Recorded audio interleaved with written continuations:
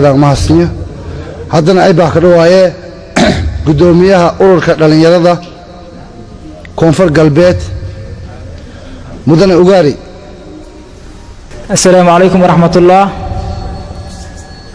مدن مدحوينه ملاقيدا علماء الدينك dhalinyarada baada haweenka mas'uuliyada. السلام عليكم ورحمة الله.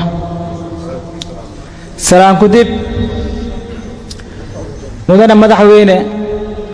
مدحوينها دولة goboleedka koonfur galbeed ee Soomaaliya mudane Shariif Xasan Sheekh Aadan ha ku dhaw dadka jaaliyada reer koonfur galbeed ee magaalada Jidda.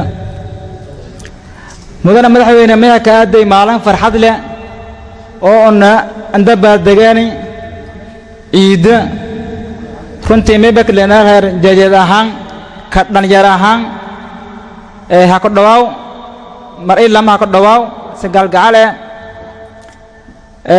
mudane madaxweyne ururka dhalinyarada dawlad oo bil sheego mas magaca dawladeed way babatiirin dhalinyara on dawlad goboleedkan koonfur galbeed meel maansiniine markaas may dharaayusa qalbiga ka hayna oo hata yaani on meel on roogna hata yaani la shaqeeyayna meel kala shaqeeyayna qalbi furan. mudane madaxweyne ma ogaadase inay jaaliyad koonfur galbeed gaar ahaan ururka dhalinyarada ee ka dhisan magaalada Jidda gaar ahaan waa inteegan horumarka gobolada koonfur galbeed ee Soomaaliya.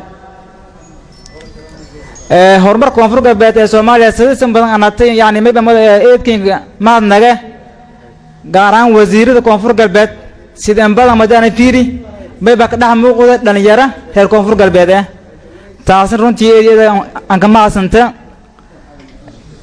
yaani dhalinyarada lama huraan waa tiirkii dawlad goboleedka koonfur galbeed anoo ka hadlo magaca ururka dhalinyarada koonfur galbeed ee magaalada Jidda may kalena ha ku dhawaaw magaalada Jidda ka jaaliyad ahaan qalbi furan hanaan ku dhawaaw. Assalaamu alaykum warahmatullahi wabarakatuh.